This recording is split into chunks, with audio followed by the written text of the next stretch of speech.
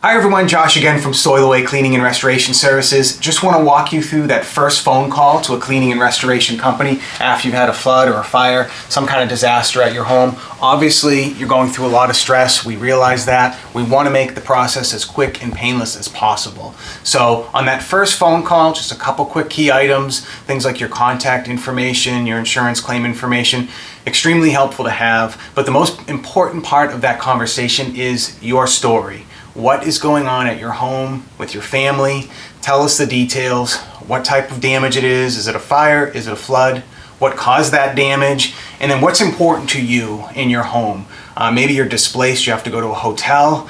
Maybe you have some heirlooms in the house that you really want taken care of right away. We can address all that. So remember those things when you call into us after you've suffered a water or fire damage at your home. And then we'll be on the way shortly to help you out. We might be bringing some equipment like this into your home to start the drying and the cleanup and get you back on your feet quickly.